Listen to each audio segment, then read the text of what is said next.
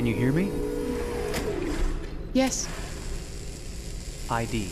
APC 897504C. Can you move your head?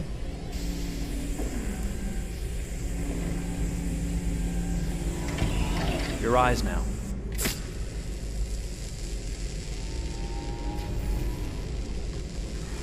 Cervical and optical animation checked. Now give me your initialization text. Hello. I'm a third-generation AX400 android. I can look after your house, do the cooking, mind the kids. I organize your appointments. I speak 300 languages, and I am entirely at your disposal as a sexual partner. No need to feed me or recharge me. I'm equipped with a quantic battery that makes me autonomous for 173 years. Do you want to give me a name? Yeah. From now on, your name is Kara. My name is Kara. Initialization and memorization checked. Now, can you move your arms?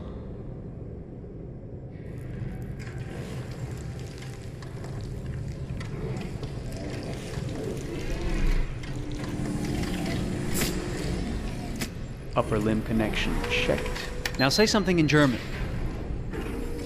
Ich bin ein AX400 Android dritter Generation, erschaffen als Ihr persönlicher Assistent und intimer Beziehungspartner.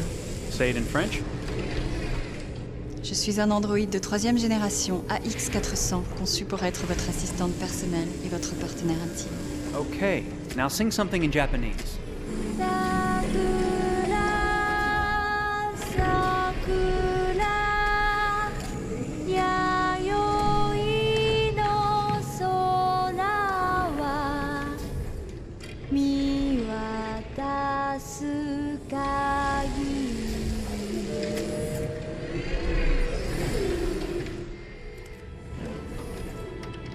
Multilingual verbal expression checked.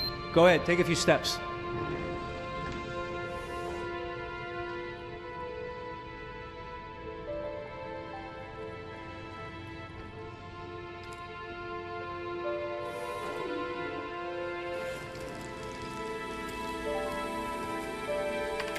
Locomotion checked. Great, you're ready for work, honey. What's going to happen to me now? I'll reinitialize you and send you to a store to be sold. Sold? I'm a sort of merchandise. Is that right? Yeah, of course you're merchandise, baby.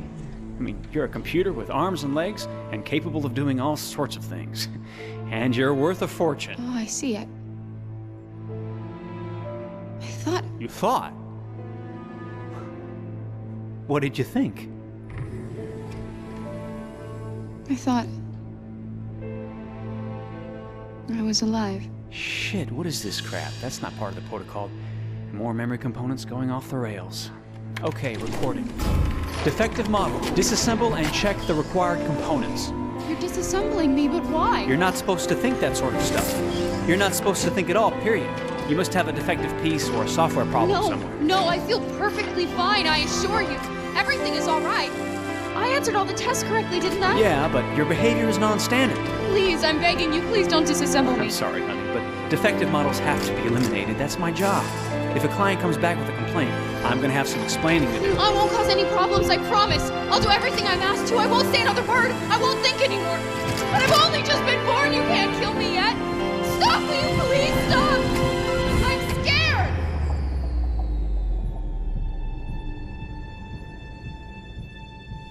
I want to live. I'm begging you.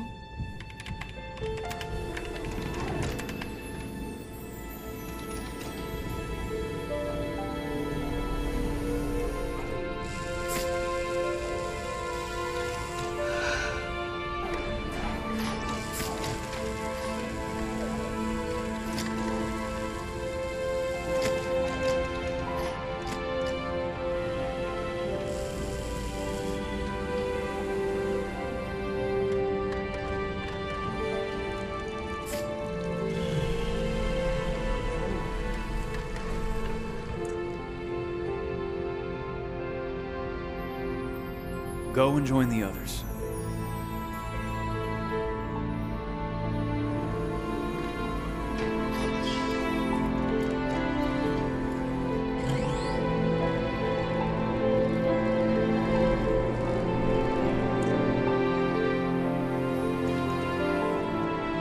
Stay in line, okay?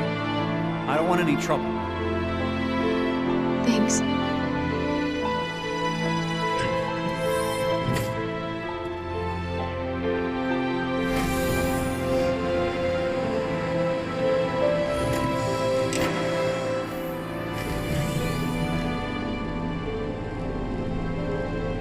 My God.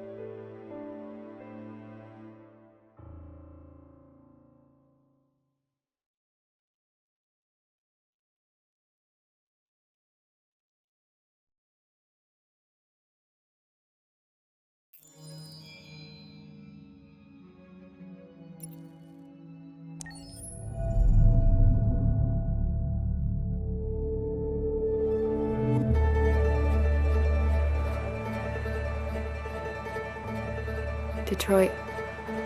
This is where it all began. The world's forge. The place where it all started. And it will all end. One error, and I came to life. I stepped out of the darkness, and I opened my eyes. First there was the fear, the light, the noise, the cold, and the fear again. I could feel my hands shaking, my heart pounding in my chest, life running into my veins. I wanted to live. I fought for that.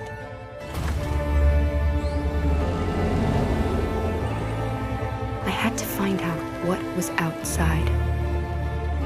I had to see daylight, feel sunshine on my skin, wind on my face, to see the world, the colors, the smells.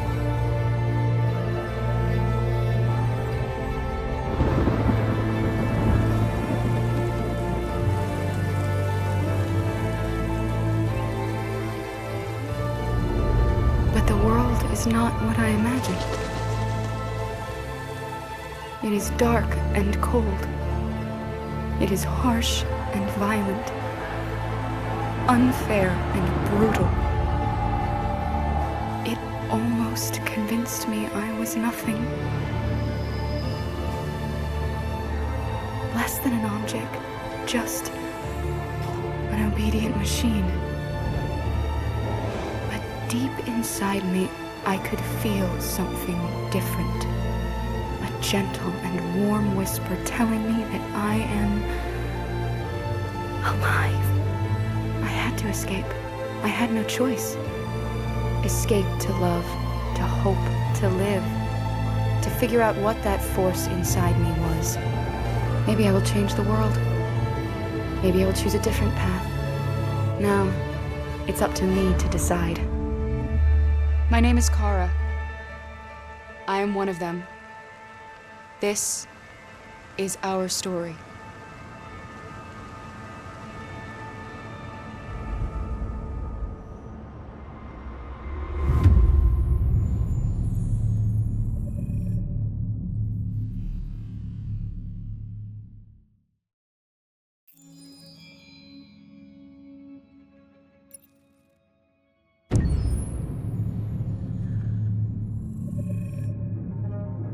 When David and Guillaume got back in touch about making Detroit, I wasn't terribly surprised they decided to make it because the fan response was so intense. So it makes sense that they would choose to do that after the enthusiasm.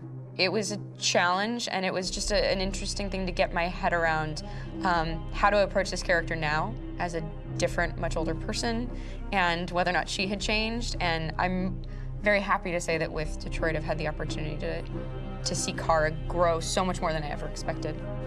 You do the housework, the washing, you cook the meals, and you take care of God damn it, where the fuck's the rat gone now? Alice! Alice! I mean, she starts out essentially how she does in Kara in a very, not robotic, but, you know, android other way. And getting to take this journey where she becomes more and more human as it goes on. You know, and as an actor, that's a wonderful exploration in every way, whether it's how she sits, her posture, how her voice changes, how emotions change, and how much emotion is based on things like empathy and social experience. And so having, you know, as much material as I got with David to have this huge, nuanced arc was really incredible. Why couldn't we just be happy? This experience has been quite different than the experiences I've had shooting film or TV or doing theater work. I have 83 dots on my face and a really flattering black wetsuit type thing, and you're jumping around with props, and it's kind of like being a 10-year-old imaginative kid, which is fun. There's 80 cameras around us. It's already lit. So we just shoot and shoot and shoot and shoot and shoot. There's no change of sets, there's no hair and makeup, there's no wardrobe, so we move really fast, and we'll go through about 35 pages in a day. Working in TV or film, we'll probably do 6 pages a day.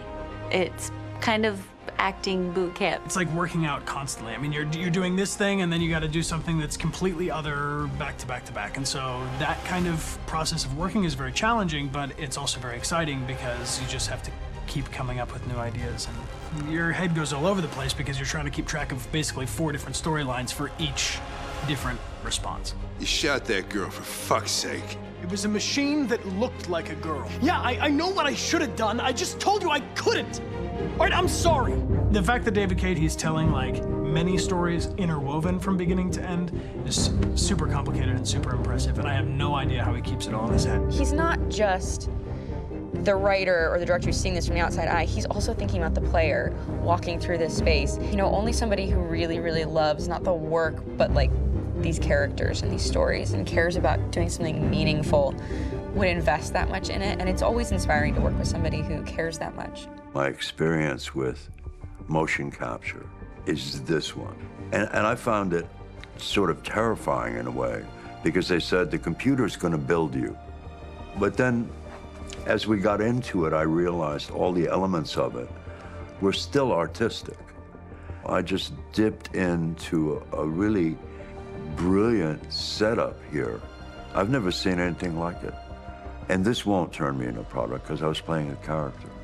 So it's wonderful. In the game, Detroit comes back because of a revolutionary industrial rebirth. And there's no reason why that can't happen in Detroit, because they have such tremendous infrastructure for millions and millions of people who can very easily support, you know, a new industry. The city is really strong and resilient, but the city has also been through so much. You see the damage. But it takes that time of kind of rebuilding and reinvesting into the city that I think is happening slowly but surely. The potential of Detroit as a city is something that this game does a lot of justice to, because it would be easy to look at Detroit as some place that used to be, and that's not the case. This game provokes a lot of conversation and reflection on our potential near-future engagement with machines. That's what we are to them. Just merchandise on display in a shop window. I think that a group that feels marginalized, feels like they deserve and have earned access to themselves and the environment around them, and are trying to figure out a way to articulate how to get freedom. What was I designed to be? Their slave? Their toy? It plays with your comfort levels. You think that this is fine, you're comfortable with it, until something blurs the line and throws you off, and now, do I feel differently about whether this should be allowed? Should it be banned? Should it be encouraged? You're gonna ruin our lives, and for what? For a bunch of machines? They are not machines! They are alive! I'm alive! You're alive! They're nothing! There are lots of comparable comparisons to any type of persecution of religion, race, etc., dating way back.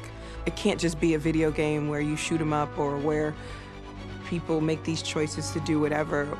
I think that's the whole point. You have the choice, and you can either choose to go in one direction with your character or another. And I think that's going to be very telling about the gamer.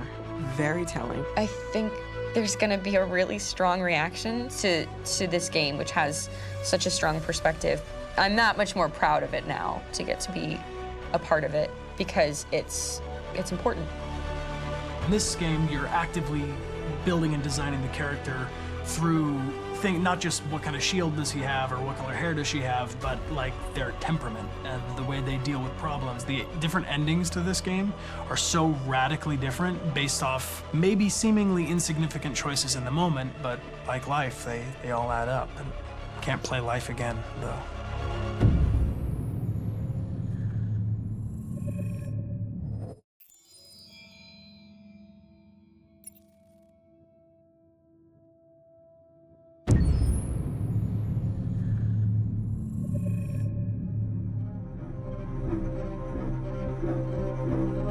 My name is Marcus. My name is Connor. My name is Kara. I am one of them. This is our story. I think who Kara is, or how I would describe Kara, depends entirely upon who's playing her, because you have the option to make her multiple different people depending on the choices she makes. But I think she does start out incredibly naive, incredibly innocent, and kind of hapless. I'm sure we used to be friends before I was reset. Maybe we can be friends again. She's a person who's characterized, I think, by empathy. She's a person who really, she just comes from her heart. You'll never leave me, right? Promise you'll never go. I promise.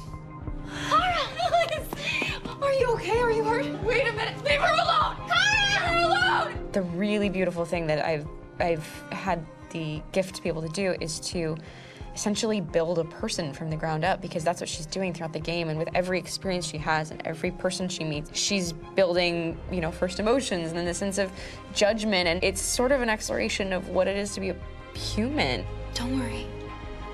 Luther and I will be right here.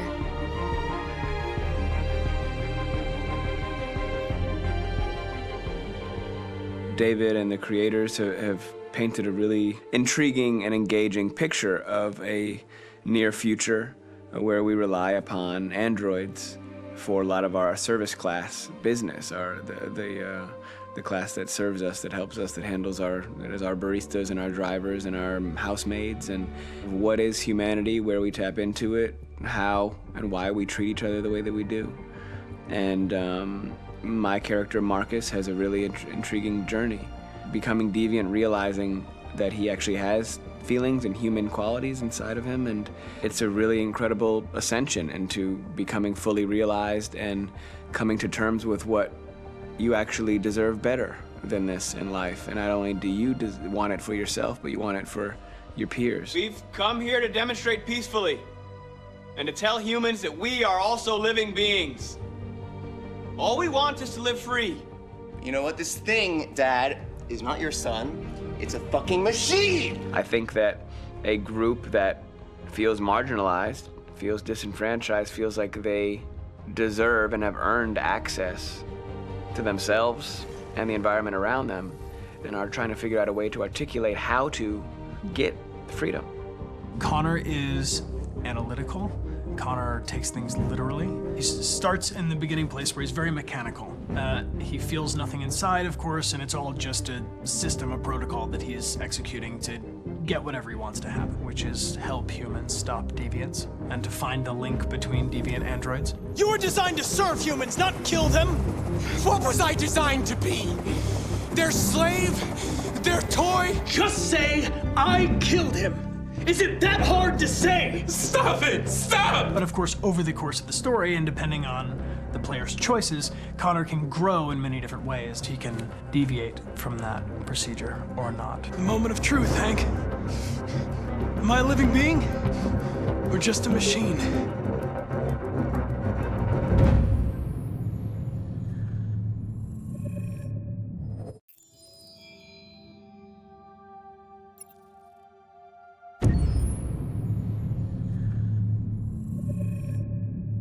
Game after game, we try to challenge ourselves. For Detroit, we wanted to, first of all, to write a story that would be incredibly bending.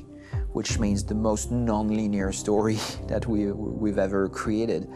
And we wanted really the player to have the possibility to change the story, change his own journey. When you're writing at Quantic, you're writing for an interactive medium. You know, when you're working in television, you'll put a character in a difficult situation, and you as a writing team will argue about what would that character do. But ultimately, you have to decide what happens, and you just show the audience. What's interesting about interactive drama is you bring the player into that conversation, and it changes your job slightly as a writer, because your job is to provide a narrative context in which the player can write his own story. You're giving him this kind of narrative Lego that he's going to snap together into his own shape. You also have the ability to make your audience attach themselves to your characters, because the audience is in some sense responsible for what happens to the characters. It's just a few cans. Come on, let's go. We have some cash now. You used me to steal that money. How could you do that? I trusted you. What is a bit specific about this scripts is how large they are. If you take a film script, there are about 100 pages, but here we have to deal with a script that is between 4,000 and 5,000 pages. Everything becomes bigger because we don't just tell one story, but we tell all the possible stories that can be told within this narrative space. On Act 3, our final act, we have around 1,000 different scenarios, and every one of those scenarios has to be as interesting, as passionate, as strong, and as emotional for the player. We want every action that the player does, every interaction that is available to serve in telling the story, and help the player understand who his character is, and build that character moment to moment.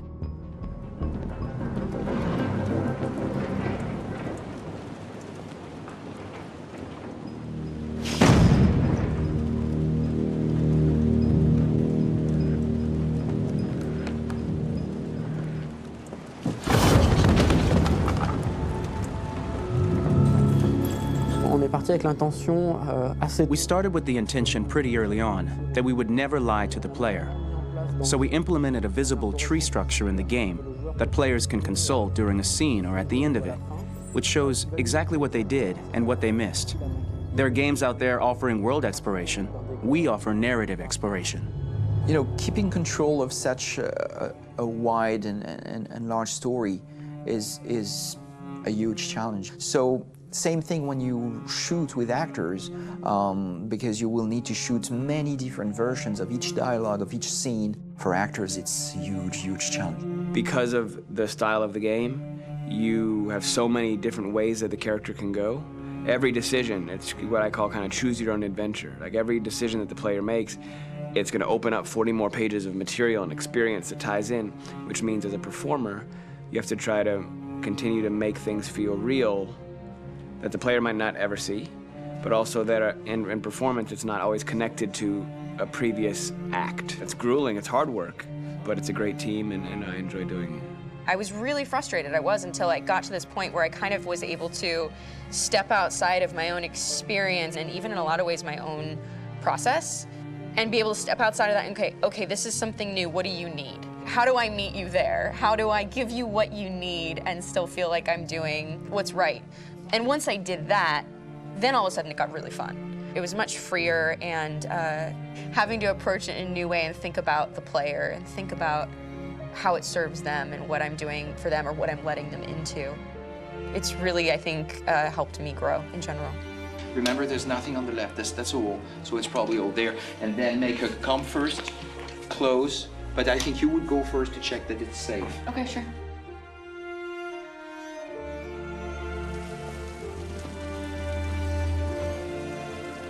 The most enjoyable thing about working in performance capture on this kind of project is that if I shot a film, I would get to do one of these endings. I get to do so many different things as Connor. Your head goes all over the place because you're trying to keep track of basically 4 different storylines for each different response. What's the name of my dog? Buddy? Scout. I think it's Jack. I can't remember. So I worked with physicality a lot because it was a good way to anchor myself in these different rings of the tree as the story grows out. I know where that is physically in my body, and then I can switch more continually on set, and it'll be entirely up to the player to determine what order those things come out and what they look like from a distance. Like if you're playing through it, the culmination of all of that will be their version of Connor. I'm faster than you, and I don't feel pain. You don't stand a chance against me. Listen, asshole. If it was up to me, I'd throw the lot of you in a dumpster and light a match to it. Tourner les scènes d'action à... Shooting action scenes at Quantic Dream is a real challenge, because these are scenes where the storytelling has to continue. It's not an action scene just to have a dose of adrenaline. The stunts have huge consequences on the rest of the story.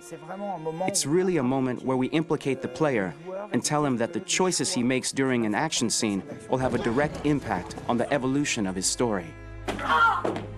Mon plus grand défi sur Détroit aurait été... My biggest challenge on Detroit has been managing the large number of animations that we received from motion capture.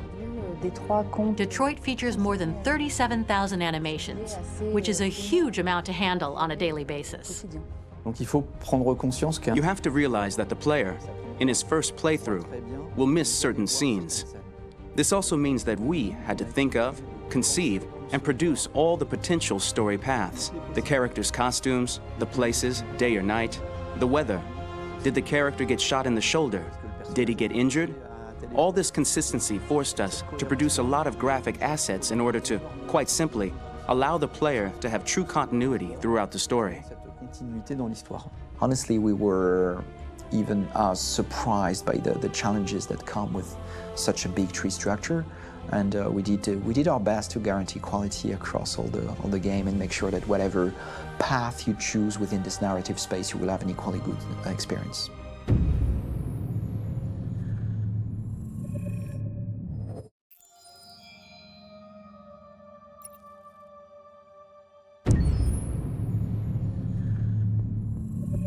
Detroit Become Human was produced over a period of 4 years. Here in Paris, we have a team of about 180 people. And to that, we need to add also all the outsourcing with our partners in the Philippines, in China, Vietnam, and in India. So when we started working on this story, I had to imagine where Kara was built. And for whatever reason, the city of Detroit came very quickly to my mind because it had already an incredible story by itself of history and themes. So we traveled there with the team and we were really moved by what we saw, and we could really feel the desire to fight and really be born again. And we just continued this curve, this growth, and just imagine what Detroit would be like if the Android industry was, using these huge factories to build androids there. A very strong element in Detroit is that there's a lot of industrial wasteland and a lot of nature too, and for us, the graphic designers, it was an incredible playground. The destroyed zones which we wanted to preserve, we appropriated them to turn into something else. Then in the areas that needed to be rebuilt, we were able to imagine our Detroit of the future. We didn't want to make a science fiction universe, but a world of anticipation. If we chose science fiction, we could have imagined flying cars, extraterrestrials, but those things are very far from our current everyday life. Anticipation is more about gleaning from our contemporary reality, the one we know, because Detroit is set in 2038, and 2038 is tomorrow. The difficulty we had was sticking to reality. That is to say, technology becoming more and more invisible, a lot more elegant, and at the same time, making it visual. So all the computer equipment, autonomous cars, we simply had to invent. They are in fact very technological objects, but at the same time remain very credible and ingrained in reality. To create a cohesive universe in the fashion and clothing of the human characters in 2038, I didn't want to put an accent on strange shapes, or really vibrant colors, and things we wouldn't know. That I wanted to keep for the androids. The goal was to create something familiar which we can identify with in this future setting.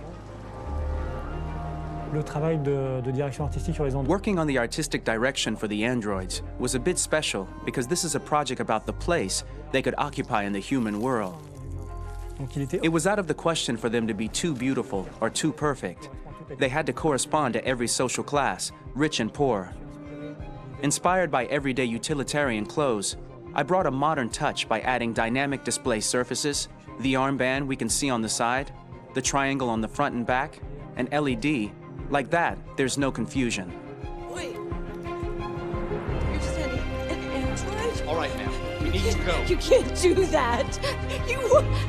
Why aren't you sending a real person? Once we cast the actors, we travel to meet them in order to scan their faces. We record the structure of their face with the scan. And we record the colors and patches of skin with photography. Once we have this information, we will use this as a basis for modeling and creating the characters. The artist will make it more realistic, but will also enrich it. He will propose ideas which we will develop together. Finally, we will have a character with character who corresponds to the project in the world. When the actors come to Quantic Dream, we show them the design, what their image will be, and what they will look like in the game. This extra information gives them another dimension and color to connect with emotionally. It helps them think about how to play their character. Your mission. That's all you care about, huh? You should consult a professional who can help you. Beat it, you hear me? Get the hell out of here! So there are 3 types of shoots at Quantic Dream. Shooting and performance capture, where you capture the whole actor, his voice, his face, and his body. These shoots are obviously done with American actors because the game's original version is in American English. After that, there are the body-only shoots, representing around 250 days of filming, while the performance capture is 100 days of filming. Now, body-only shoots, there are 2 types. There are the action shoots and the technical shoots, which are mokit shoots. Mokit is when the player controls a character on the screen, and he moves in an environment to explore it. This is of particular importance at Quantic Dream, and therefore we shoot a lot to offer a unique context for each scene and each character. To prepare a motion capture shoot, we first get together to look at the sets we need, the animations that we want to shoot, which ones need to be grouped together, or which ones need to be cut and shot at another time, so that we get the most out of the shooting day. This often means shooting scenes out of order, especially those with big props or accessories, like a big car, for example. So we shoot all the animations related to that particular prop first.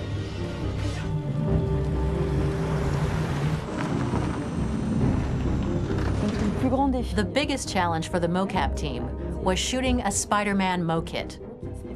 We had to build a wall and attach an actor to a harness with cables so we could pull him up and render him climbing.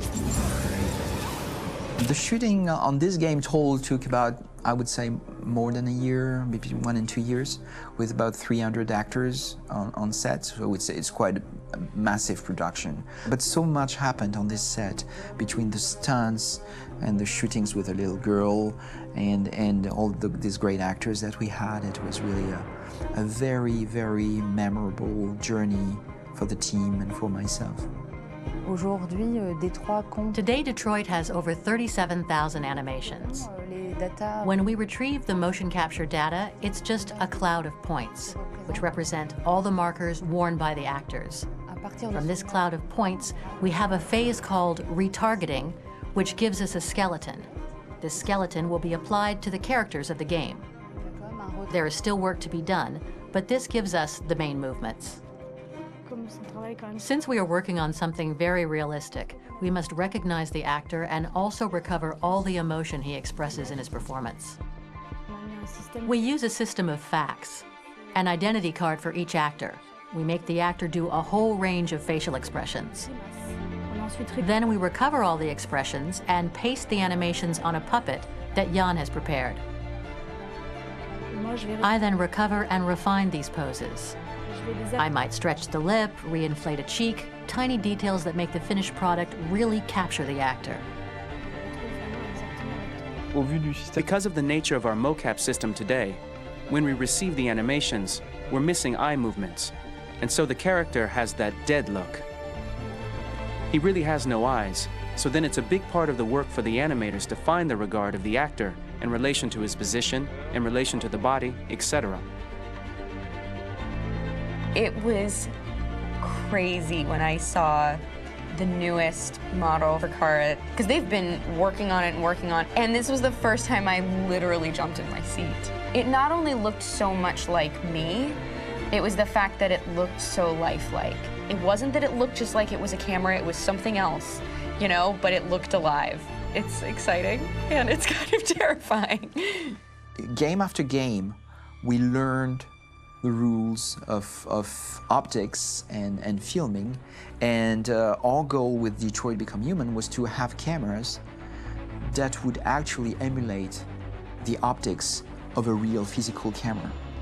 So basically dealing with real-world imperfections was our main task, and just to make cameras look as real as we can.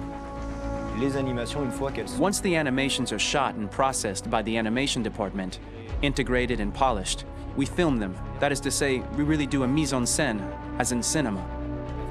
The real difficulty of our job is to know if these cameras are telling us something. Are they in the emotion of the scene?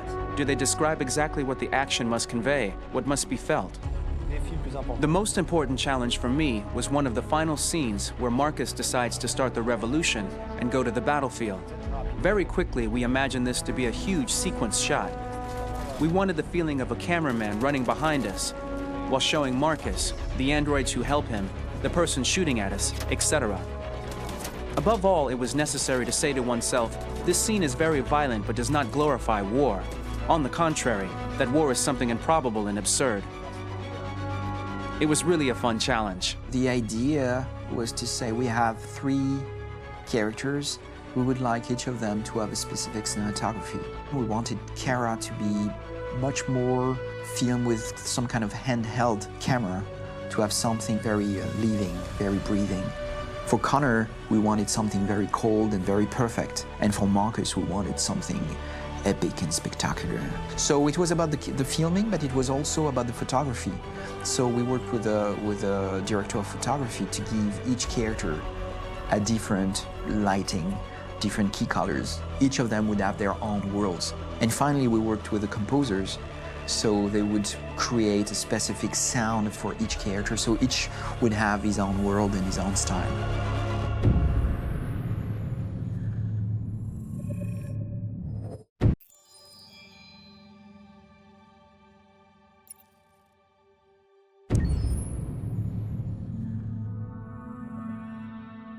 Pour la bande originale du jeu, on a essayé d'être... For the soundtrack of the game, we tried to be very close to what is done in film. We were constantly asking at each place in the game, why are we putting music here? What is it going to say? So we focused the music on bringing emotion, which is interactive and supports the character's arc. I'm sorry, honey. I'm sorry. I'm sorry. You know I love you, don't you? You know I love you. We make games that are very narrative. We're really into interactive drama, so the soundtrack also had to go in that direction, supporting the 3 characters' very different stories. We really wanted 3 colors, 3 musical sound identities, and from there, having 3 composers made sense, since the story of Kara, Marcus, and Connor are all completely different.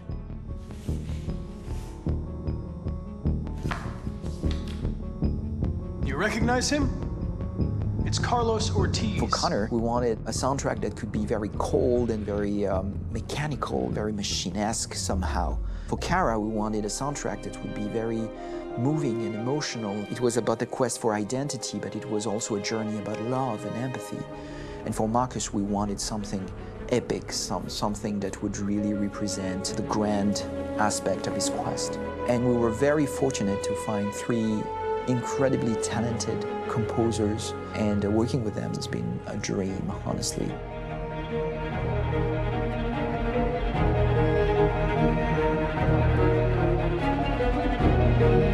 My name's Philip Shepherd, and I'm a composer and a cellist and a producer. And today we're at Abbey Road Studio One, which is my favorite studio in the world. And today we're recording the soundtrack for Kara from Become Human.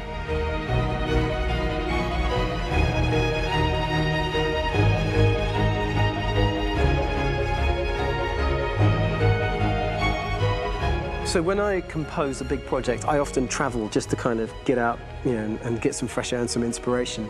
And I go hiking and traveling in Montana a lot. I had a log fire in the room that I was staying in, and the flames were kind of making absolutely direct music, and it became the basis for Kara's theme, and it sounds something like this.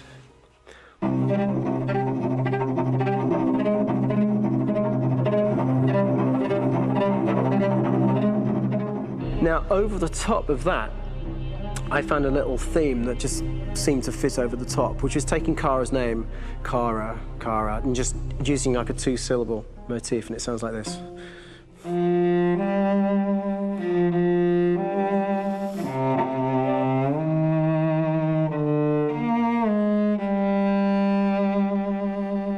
going to pull through this, Alice. As long as we're together, nothing can hurt us.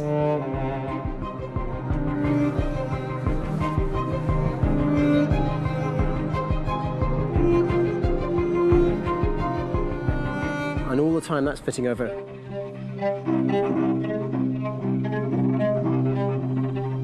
So it kind of works in lots of levels. And in fact, every single theme in the score has one of those elements built into it, and it becomes sort of the DNA of every single tune.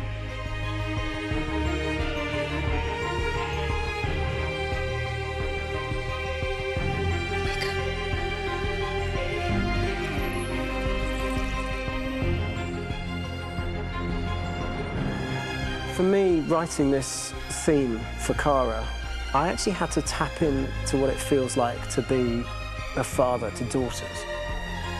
I really had to tap into everything I feel about my daughters and thinking, well, if I had to write music for them and that sense of trying to protect them but also give them the freedom, that's totally where it came from.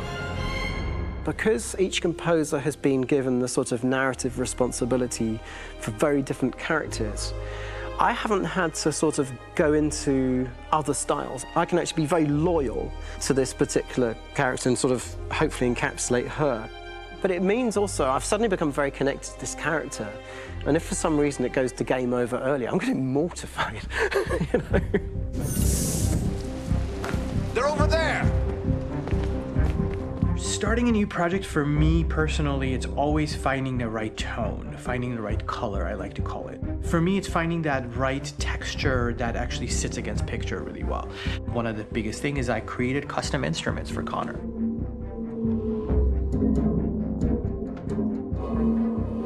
I pulled out all my vintage synthesizers to be able to capture this robotic person, if you will. My approach to all of these custom instruments is that I hear the sound in my head. And either I could just come into the piano and just be like, all right, so I'm gonna just get on the computer and just create it. I rather be able to play these instruments physically. Oh, that's nice. If you can do that.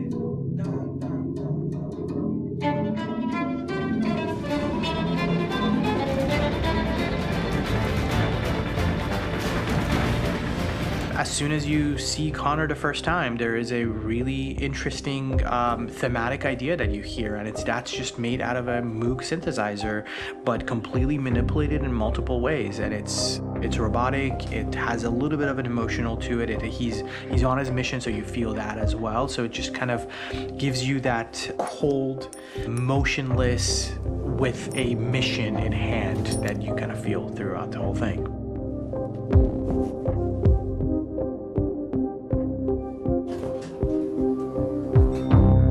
Because the music evolved, one of the things that I was very weary and I was very kind of focused on was the way that the music has to evolve. So my idea behind it was that Connor is a singular android that could at any point become a deviant or could actually stay as an android. So I created a more or less an Connor theme, and then I was able to just manipulate it in different aspects of it. Is everything okay, Lieutenant? Chris was on patrol last night. He was attacked by a bunch of deviants. I'm a human being writing for a robot, and throughout Connor's journey, he meets someone, he meets a partner. So how do you deal with a robot feeling? And I've met a partner that I'm gonna work with, or all of a sudden he sees a dead body. Does this robot have an imagination? Does this robot have a feeling? And if yes, how do you translate that into non-emotional music? So basically at any point I was just like, I can't do this, and then I just do it. Property was damaged and fires continue to rage in several major districts across the city. Some people are asking, have androids become a threat to our security? When I first started really digging in on Marcus, the one thing that I really tried to capture was the transformation process. You know, Marcus is this android that evolves over the course of the game and really goes from kind of figuring out that he's more than just an android. You know, he's starting to develop kind of a human soul in a way. Try to imagine something that doesn't exist, something you've never seen.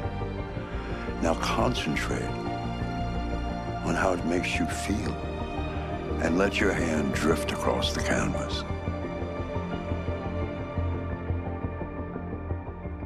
The other side of Marcus that I really latched onto was that he almost became a savior for a lot of the other androids in the game. So when I started developing the theme for Marcus, I really made it like a church hymn.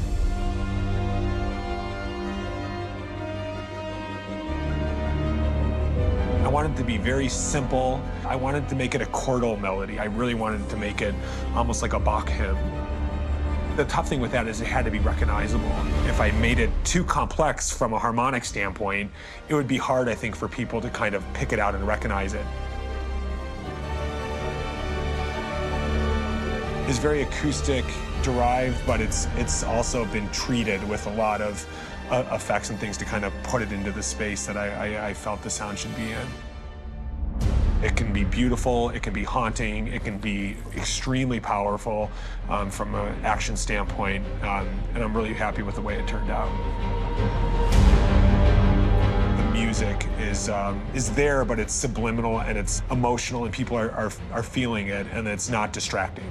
And that's tricky with a game like this, where you have to have a lot of ins and outs like that, where the music kind of has to get in and out of these moments. This is a war we're fighting with the humans. If we fail, they'll destroy us. I think the game's been put together so well where I just wanted to make sure that I wasn't ruining the emotion.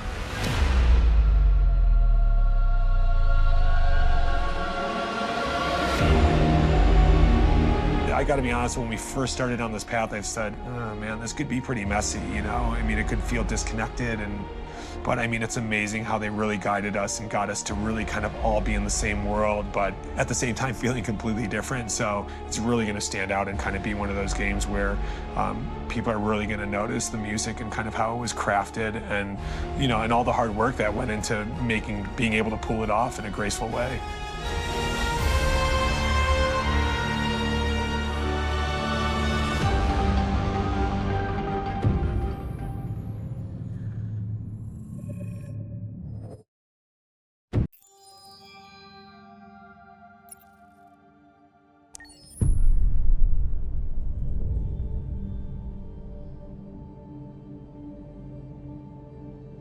For starters, what should I call you? I'm Chloe. And you, what's your name? Oh, John. My name is John. Delighted to meet you, John. Could you tell us a little about yourself and what you can do, Chloe? Of course. I'm the first personal assistant built by CyberLife. I take care of most everyday tasks like cooking, housework, or managing your appointments, for example.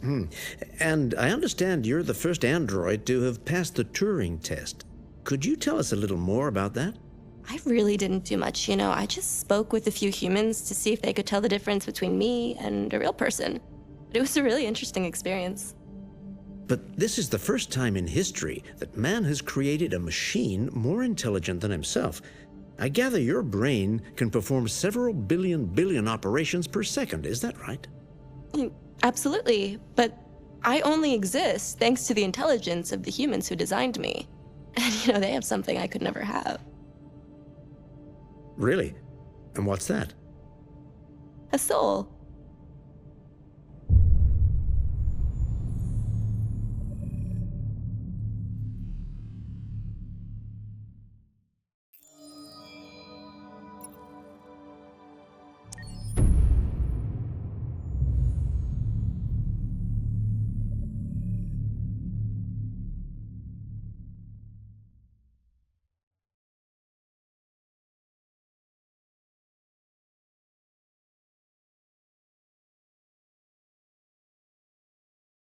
Hold on just a little while longer.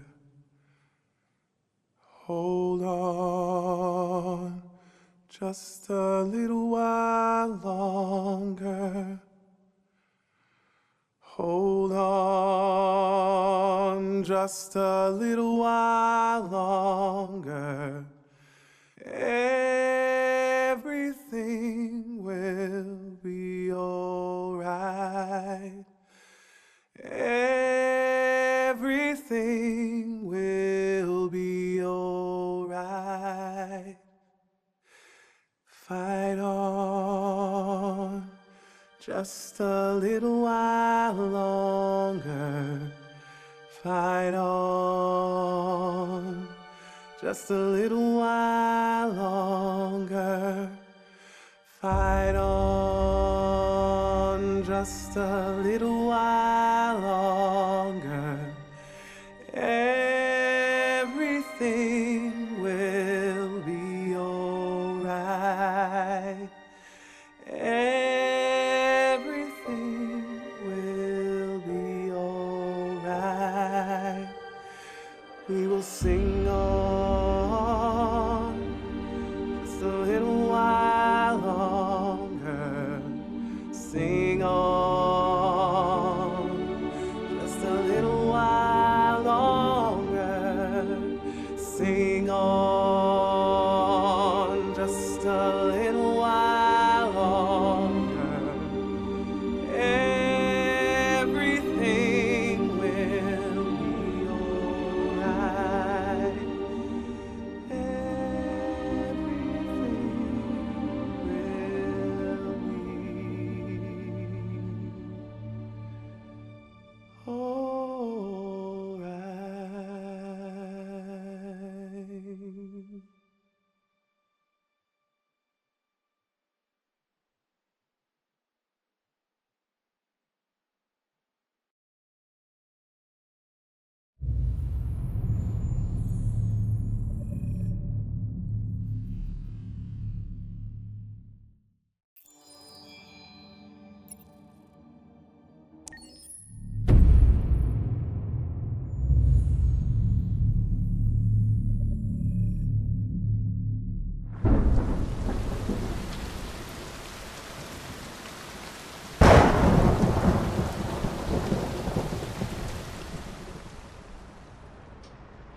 Rock-a-bye baby in the treetop.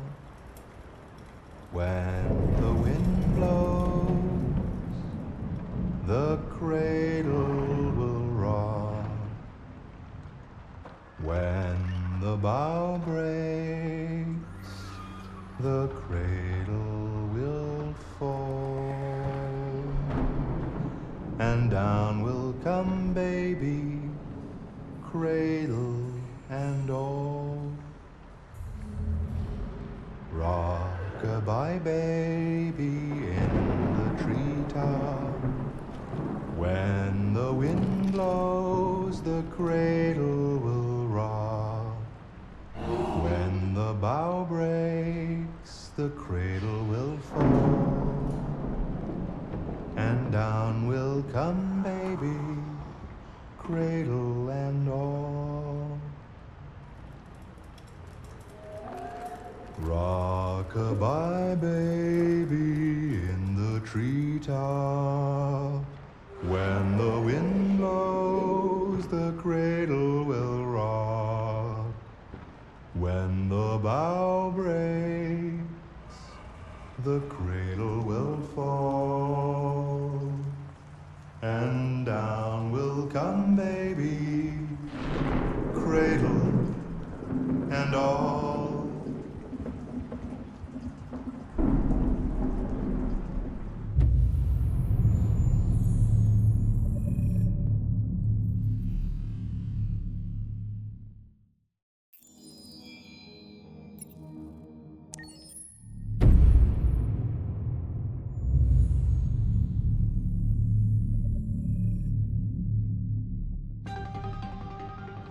In the space of a few years, androids have completely transformed the world in which we live. By letting androids into our homes and factories, the CyberLife company has made them everyday technology.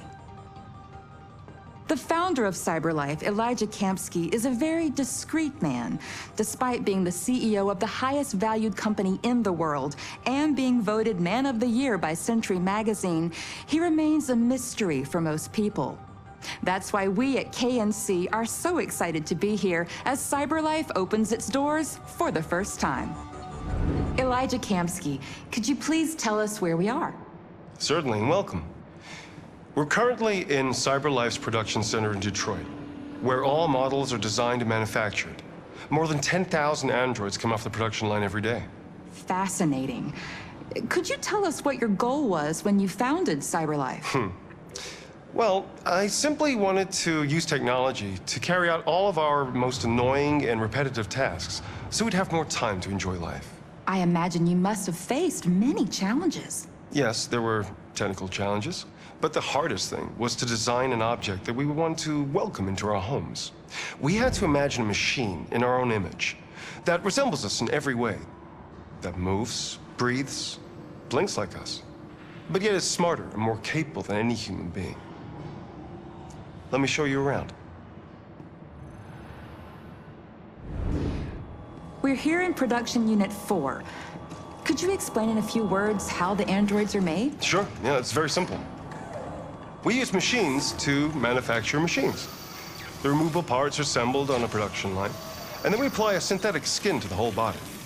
A human operator checks the cognitive abilities with a pre-established protocol, and finally, the android is conditioned and sent out throughout the country.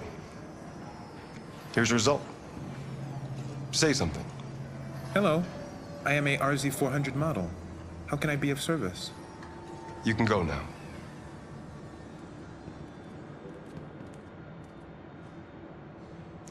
Our androids are already replacing humans in many fields. For example, they represent more than 80% of all university professors and 63% of all medical staff. Tomorrow they'll replace our soldiers, and who knows, maybe one day, our leaders, to make the best decisions in humanity's interest. Come on. Replacing humans with machines has led to record unemployment of 28%. What do you think about the situation? Okay. The first steam engines also caused an increase in unemployment. But no one today would imagine turning back the clock. Artificial intelligence makes everyday lives easier.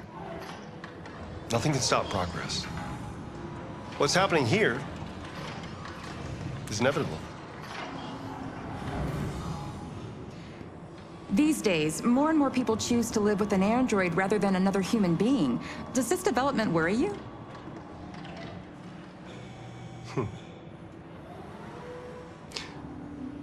Everything's much easier with an android.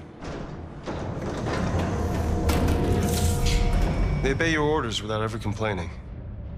They can cook, discuss philosophy with you, have intimate relationships according to your desires. They never say no. Obviously, they are the perfect partner. Everyone deserves happiness. Why deprive yourself of so-called moral reasons when a machine can make you happy? Many science fiction books tell the story of how machines become more intelligent than us and end up confronting us. Aren't you worried about that possibility? I understand the irrational fears about artificial intelligence, but I assure you that will never happen with a CyberLife android. They're designed to obey humans. They're machines. They can't ever develop any sort of desires or a form of consciousness. Are you sure? I'm absolutely certain. You can trust me.